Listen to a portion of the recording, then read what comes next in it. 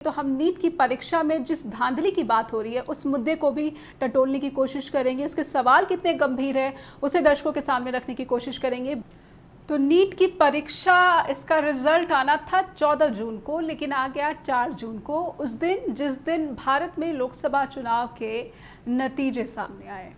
इन नतीजों के आते ही छात्रों ने सवाल खड़े करने शुरू किए हैं। राष्ट्रीय परीक्षा एजेंसी एनटीए ने सवालों के जो जवाब दिए हैं उस पर भी सवाल उठ रहे हैं। क्या भारत में उच्च शिक्षण संस्थाओं में भी ऊपर से धांधली चल रही है? इसी से जुड़ा कुछ सवाल है हमारे स्ट्रेट टॉक के दर्शकों के लिए। ये सवाल क्या है, आपके टीवी स्क्रीन पर रखना चाहेंगे। मेडिकल प्रवेश परीक्षा नीट में धांधली के आरोप का बड़ा सवाल। रिकॉर्ड 67 स्टूडेंट्स ने कैसे टॉप रैंक हासिल कर ली, जो कि अनयूजुअल, जो सामान्य नहीं है ये कहा जा रहा है। एक ही सेंटर के 6 छात्र यानी स्टूडेंट्स को 720 में से 720 अंक कैसे हासिल हो गए, इसे भी अनयूजुअल कहा गया है। 14 की बजाय 4 जून को नतीजे कैसे आ सकते हैं जबकि 14 को आने थे रिजल्ट। राष्ट्रीय परीक्षा एजेंसी एनटीए के जो जवाब आए हैं उससे संतुष्ट क्यों नहीं हो रहे हैं छात्र, सवाल क्यों उठ रहे हैं, और कांग्रेस ने एक बड़े उच्च स्तरीय सुप्रीम कोर्ट की निगरानी वाले जांच की मांग क्यों कर डाली है। इन्हीं सवालों को समझने की कोशिश करेंगे। हमारे साथ जो पैनल जुड़ चुका है, आइए उनका स्वागत कर लेते हैं। हमारे साथ वरिष्ठ पत्रकार उत्कर्ष सिन्हा लगातार जुड़े हुए हैं और हमारे साथ युवा हल्ला बोल से प्रशांत कमल जी भी जुड़ गए हैं। बहुत बहुत स्वागत करती हूँ प्रशांत जी आपका। शुरुआत में आपसे ही कर लेना चाहती हूँ मैं। युवाओं के अधिकारों को लेकर युवा हल्ला बोल लगातार आवाज़ बुलंद करता रहा है और इसके जो परिणाम भी देखने को मिले हैं, परीक्षा पेपर का लीक होना और परीक्षा नतीजे की अब धांधली की बात हो रही है। प्रशांत जी, ये कितना गंभीर मसला है? मैं चाहती हूँ कि थोड़ा सा हुआ क्या है हमारे दर्शकों के सामने रखिए, आप अपनी बात रखें। जी नेहा जी, देखिए, एक तो ये कितना गंभीर है ये समझने के लिए ये समझना पड़ेगा कि इस परीक्षा में कितने बच्चे हिस्सा लेते हैं। आप देखिए, ज्यादातर खास करके जो हिंदी पट्टी का क्षेत्र है, जो भी बच्चे होते हैं जब वो 12th करते हैं तो उसमें ज्यादातर बच्चों का हर घर में एक एस्पिरेशन होती है कि या तो बच्चा उसका इंजीनियरिंग में जाए या मेडिकल में जाए। हालांकि ये थोड़ा बहुत बदल रहा है, लेकिन भारी संख्या में लोग इसकी तैयारी करते हैं। और जो नीट है, वो जो भी डॉक्टर बनने के लिए जो अलग अलग कॉलेजेस हैं उसमें एडमिशन के लिए नीट एग्जाम होता है।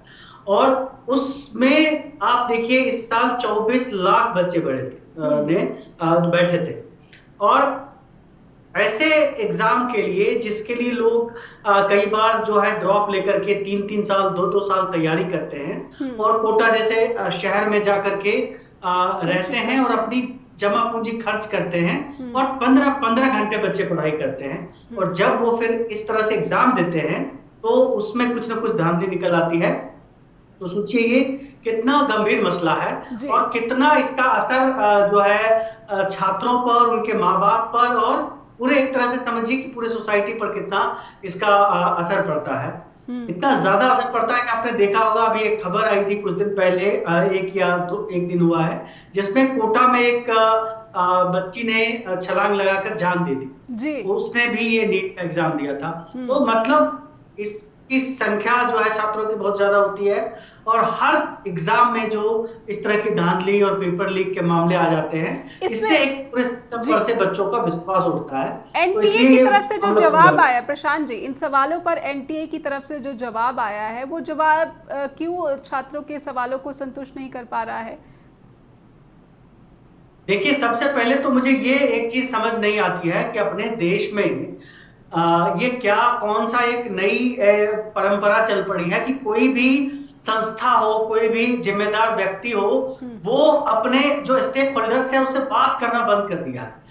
अभी क्या हुआ कि जब सवाल उठने लगे और सैकड़ों की संख्या में, हजारों की संख्या में लोग सड़क पे आने लगे, ट्विटर ट्रेंड्स होने लगे, तब जाकर उन्होंने एक प्रेस रिलीज निकाली। जी, क्या दिक्कत थी अगर वो आकर के एक प्रेस कॉन्फ्रेंस करते और सामने कुछ विशेषज्ञों को रखते और उसका सवाल लेते और उसको जवाब देते, तो क्या दिक्कत हो जाती?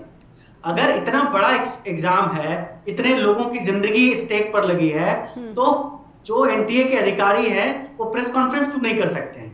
एक प्रेस रिलीज निकाला उन्होंने और उसमें कई सारे सवाल अभी भी बाकी हैं। तो ऐसे में जब एकदम वक्त बहुत कम है और बच्चों का जो है भविष्य अधर में लटका हुआ है, जी। जीवन मरण का ये सवाल बन गया है। और ऐसे में आप एक प्रेस रिलीज निकाल देते हैं जो कि हाईली डिससेटिस्फैक्टरी है। एक बिल्कुल। एक पॉइंट उसमें जो दिया गया है, आप देखिए, अभी जब आगे हम बात करेंगे तो एक जी। एक चीज पर बात करेंगे ही, तो उसमें हम बताएंगे कि कैसे उसमें 720 67 बच्चों के कैसे आगे और एक इसका ही सेंटर के 6 satisfactory स्टूडेंट्स कैसे टॉप रैंक में पहुंच जाते हैं।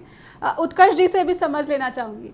उत्कर्ष जी, इस मामले को कितना गंभीर माना जाना चाहिए? देश का जो युवा धन है, जिस डेमोग्राफी डिविडेंड की बात अभी टीडीपी के प्रमुख कर रहे थे, भारत की इकोनॉमी की बात कर रहे थे, उसी भारत में पर्चे तो लीक होते ही हैं। नीट जैसे परीक्षा के जो रिजल्ट हैं वो तय समय से 10 दिन पहले आ जाते हैं। छात्रों को यकीन ही नहीं होता कि एक ही सेंटर के इतने स्टूडेंट्स कैसे टॉप पर पहुंच गए, नंबर कैसे पूरे के पूरे मिल जाते हैं, जो कि अनयूजुअल हैं। उत्कर्ष जी। मैं बताऊं आपको, मैं बतौर पत्रकार, हम सारे लोग हमेशा ये देखते हैं कि इतनी बड़ी जब कोई परीक्षा होती है तो उसके रिजल्ट्स आते होते हैं, तो उसके पहले टीजर्स आते हैं, फिगर्स आते हैं कि कल आएगा, परसों आएगा, इस तरह की चीजें आती हैं जी। इस बार हम सारे लोग देश के चुनाव के नतीजे देख रहे थे, मैं खुद उसमें व्यस्त था। बावजूद उसके खबरें तो हमारे हर मीडिया हाउस में आती रहती है, फ्लैश होती रहती है, कोई खबर नहीं थी। बतौर पत्रकार मैं जो बात कहूं, लेकिन बतौर पिता भी मैं ये बात कहूंगा, क्योंकि मेरी खुद की बेटी इस बार एस्पिरेंट थी, उसने एग्जाम दिया है और बहुत अच्छा एग्जाम दिया उसने। और मैं सिर्फ यहाँ पे इसलिए ये बात कह रहा हूं कि आप समझिए कि पूरे देश की क्या स्थिति है। बतौर पिता मैं देख रहा था, जब वो एग्जाम देके आई तो हम लोग कैलकुलेट करते हैं कि भाई कितने तुमने सही किए, कितने गलत किए, और हमने पाया कि उसने बहुत अच्छा एग्जाम दिया है। और हम जैसे मध्यवर्गीय लोगों को इस बात का सुकून था कि इसको गवर्नमेंट कॉलेज मिल जाएगा, क्योंकि हम पिछले 5 साल का एवरेज ट्रैक कर रहे थे कि इतने मार्क्स के ऊपर क्या रैंक मिलेगी, और वो मिल रही थी।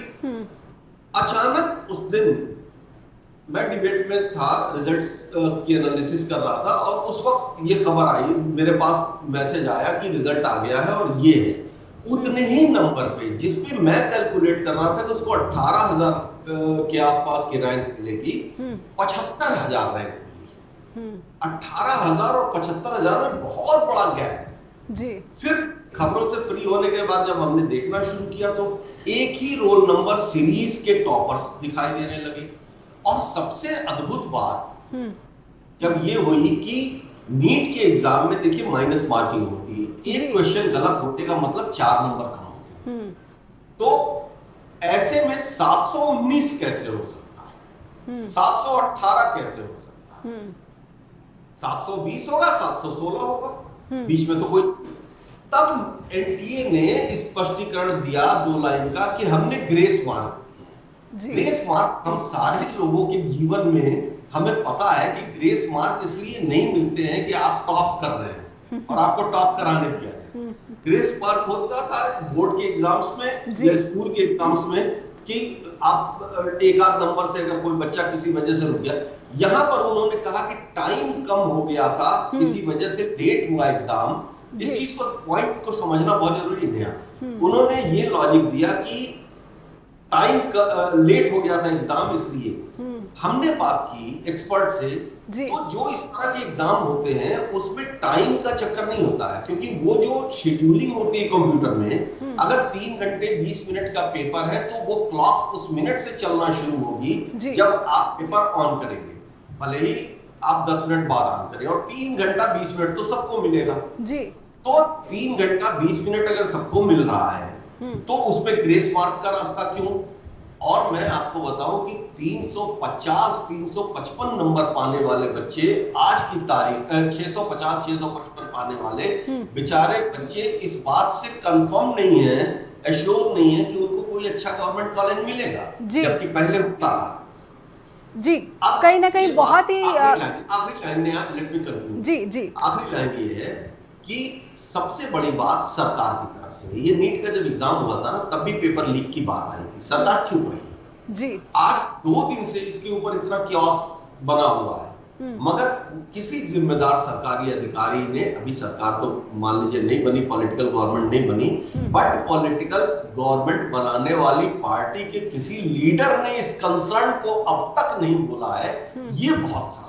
लेकिन कांग्रेस ने बात रखी है, प्रियंका गांधी वाड्रा ने भी बात रखी है, कन्हैया कुमार की भी पीसी हमने देखी है, और ये इतना बड़ा गंभीर मसला है जिस पर तुरंत जो है अधिकारियों की टिप्पणी आनी चाहिए और स्टूडेंट के सवालों का जवाब देना चाहिए।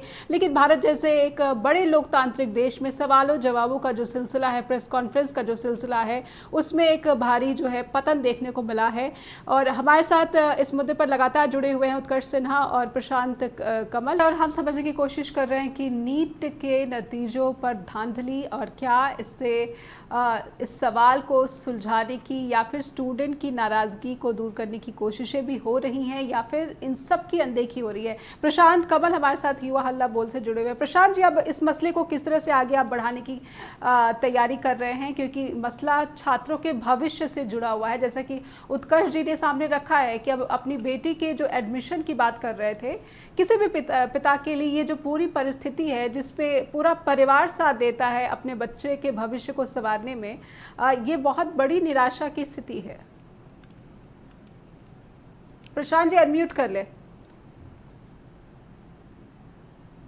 जी, एक तो ये इतना गंभीर इसलिए भी है कि देखिए एक परीक्षा होती है जिसमें कि कोई भर्ती परीक्षा होती है, उससे ये एक अलग इस मामले में है कि इस एग्जाम से जो है आगे का जो बैच होता है वो जुड़ा हुआ होता है। एडमिशन का ये प्रोसेस है, ये एडमिशन के लिए एग्जाम होता है। तो अगर इसमें आज गड़बड़ी हुई है और इतनी बड़े स्तर पर गड़बड़ी हुई है, इसको अगर तुरंत एड्रेस नहीं किया गया बच्चों के जो भी ग्रीवेंसेस है उसको, तो इससे क्या होगा कि अगर ये डिले होता है इस पे, मान लीजिए फिर अगर तुरंत समाधान नहीं होगा तो बच्चों को सड़क पर आना पड़ेगा, धरना प्रदर्शन करना पड़ेगा, पूरा का पूरा जो शैक्षणिक सत्र है वो प्रभावित होगा, उस पर प्रभावित होगा, और एडमिशन आगे का जो है कॉलेजेस में उसका पूरा सत्र गड़बड़ होगा। तो इसलिए इसको एकदम बहुत ही गंभीरता से लेना चाहिए और तुरंत जो भी आला अधिकारी है, एक्सपर्ट्स की मदद से इसकी जांच हो।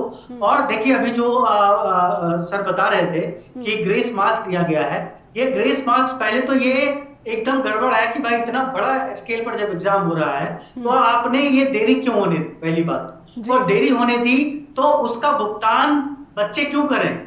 एक दो बच्चे तो ऐसे हैं नहीं, 1567 बच्चे हैं जिनको इन्होंने ग्रेस मार्क दिया है। 1567 बच्चे जिनको इन्होंने ग्रेस मार्क दिया है। तो ग्रेस मार्क कितना दिया है इनका, जब आप पढ़ेंगे इनका जो प्रेस रिलीज है आपको हंसी आ जाएगी। लेकिन ग्रेस मार्क क्या टॉप होने के लिए दिया जा सकता है? जी प्रसाद जी, सवाल तो यही है, ग्रेस मार्क क्या टॉप होने के लिए दिया जाता है?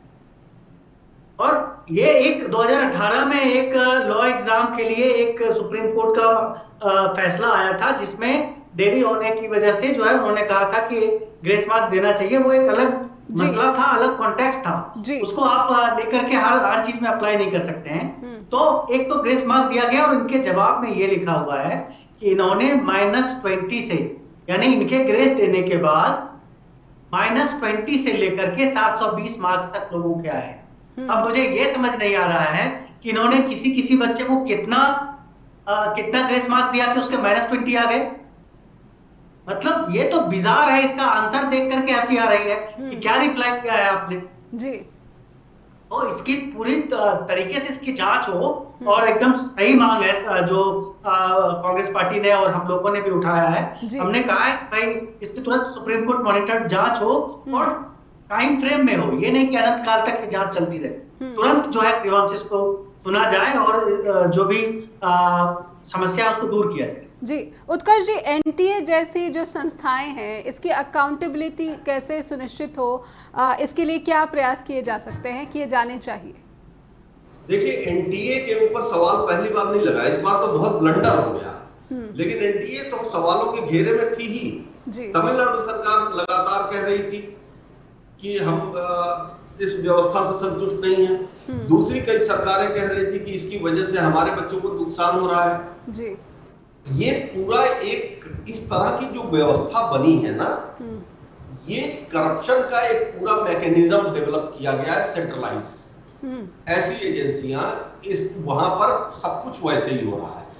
मैं इस बात से आश्चर्यचकित हूं कि ये एजेंसी बनी, सब कुछ हुआ, उसने 4 साल एग्जाम कराए, हर साल सवाल उठे, सब कुछ हुआ। अब ये ग्रेस मार्क वाला सवाल भी जब है, इसमें एक बात और इम्पोर्टेंट है कि जब आप नीट के फॉर्म भरते हैं और एग्जाम देने जाते हैं, उसके पहले जो आपको इंस्ट्रक्शंस मिलते हैं जी। उसमें ग्रेस मार्क जैसी किसी चीज का कोई जिक्र ही नहीं है। आप ऑल ऑफ सडन कैसे ला लेते हैं 2018 में एक लॉ के एग्जाम का रेफरेंस कोट जी। तो ये सीधी बात है कि ये पूरी तरीके से मैनिपुलेटेड, इंटेंशनली मैनिपुलेटेड ये एक्ट है जी। और ये क्रिमिनल एक्ट है जी। अब के ऊपर, अच्छा, पेपर लीक या इस तरह के मामले के ऊपर एक एक्ट भी बनाया था सरकार ने, वो एक्ट अप्लाई क्यों नहीं किया जा रहा है? जी। उत्तर प्रदेश में 9 पर्चे लीक हो चुके हैं, एक्ट अप्लाई नहीं हुआ। आज नीट के ऊपर क्वेश्चन है, एक्ट अप्लाई नहीं हुआ तो फिर एक्ट क्यों बना था? बिल्कुल। तो मेरा ये कहना है कि फिलहाल तो एक हाई लेवल इंक्वायरी करके इसको री एग्जामिन कर ले। बिल्कुल बिल्कुल। उसके बाद फिर नए सिरे से अगले साल के लिए आपको एक बढ़िया व्यवस्था बनानी पड़ेगी और सबसे पहले एनटीए को डिसॉल्व कर देना पड़ेगा। जी, बहुत बड़ी बात है कि क्या इस तरीके के समाधान के लिए वाकई में सरकार या संस्था जो है वो गंभीरता से विचार भी कर रही है। एक सवाल बस आखिरी में बिल्कुल ही संक्षेप में प्रशांत जी आपसे समझना चाहूँगी, 10 दिन पहले रिजल्ट जारी करना और इस तरीके से जब भारत में लोकसभा चुनाव के नतीजे सामने आ रहे हैं, क्या ऐसा भारत में पहले कभी हुआ है कि इतना महत्वपूर्ण रिजल्ट आना हो और दिन ये चुन लिया गया हो, और वो भी जब स्टूडेंट्स को इसकी जानकारी तक ना हो? देखिए, बिल्कुल ये तो बिल्कुल आपने सही सवाल उठाया है और सब लोग ये बात आशंका ये जता रहे हैं कि भाई इतनी क्या जल्दी थी। 4 आप 10 दिन रुक जाते, 14 जून तक बच्चे रुक जाते, बच्चों को कोई दिक्कत नहीं होती, तसल्ली से आप तरीके से रिजल्ट निकालते। ये जल्दी से रिजल्ट निकाला आपने और 4 जून को निकाला, इससे तो आशंका और बढ़ जाती है कि भाई 4 जून को पूरे देश, पूरी मीडिया, सब लोग अपना अलग अलग काम में लगे रहेंगे और आप ये चुपके से रिजल्ट निकालेंगे और लाखों बच्चों का जो भविष्य है उसको आप अधर में छोड़कर निकल जाएंगे। ये तो एक एस्केप मैकेनिज्म है ताकि इन पे सवाल ना उठ सके। ये तो बिल्कुल सरासर अन्याय है बच्चों के साथ। इसके अलावा जो मैं एक बात कहना चाहता हूँ जो काफी इम्पोर्टेंट है जी। आप ये देखिए कि कोई भी एग्जाम हो, एक एग्जाम होता तो कोई एक सवाल एक बार उठता तो एक अलग बात थी। एक भी एग्जाम पिछले 5 सालों में आप देख लीजिए या उससे ज्यादा देख लीजिए तो अभी तक में 70 पेपर लीक हुए, 70 पेपर लीक्स हुए जी। और हम लोग आज से नहीं 2019 से, आपने अयुवा हल्ला बोल के सब कई चीजों को कवर भी किया है, 2019 से लगातार हम लोग एक ही मांग कर रहे हैं कि जो फेयर रिक्रूटमेंट हो, टाइमली और फेयर रिक्रूटमेंट, और उसके लिए हमने मॉडल एग्जाम कोड बना करके दिया और हमने कहा कि भाई 9 महीने के अंदर विज्ञप्ति से लेकर के नियुक्ति तक सुनिश्चित करो जी। अभी जब चुनाव आया तो उसमें कांग्रेस के मैनिफेस्टो में ये सारी चीजें अभी जो है डाली गई और हम लोगों ने लगातार, आपने देखा कि बिहार से लेकर उत्तर प्रदेश तक जो है यात्राएं की और बच्चों को गोलबंद करने का काम किया। लेकिन तो देखना अब समय आ गया है कि सरकारें इसको गंभीरता से ले और एक फुल प्रूफ जो है परीक्षा का तरीका निकाले, नहीं तो कौन सा विश्वगुरु हम बनने जा रहे हैं कि हम एक एग्जाम नहीं करा सकते अपने बच्चों को। बिल्कुल, बहुत बहुत धन्यवाद करना चाहूंगी। बहुत बड़े सवाल के साथ छोड़कर जाना चाहती हूं दर्शकों को कि ऐसा कौन सा देश बना रहे हैं जहां पर परीक्षाएं जो हैं उनके पेपर लीक हो रहे हैं और जो नतीजे आ रहे हैं उस पर ऊपर से धांधली की बातें हो रही है। बहुत बहुत धन्यवाद दर्शकों का करना चाहूंगी। उम्मीद करती हूँ कि आपको कार्यक्रम से जुड़ी जो भी बात हम तक पहुँचानी, आप हमें लिखना ना भूलें info@justbroadcasting.com और neha@justbroadcasting.com पर भी। नमस्कार।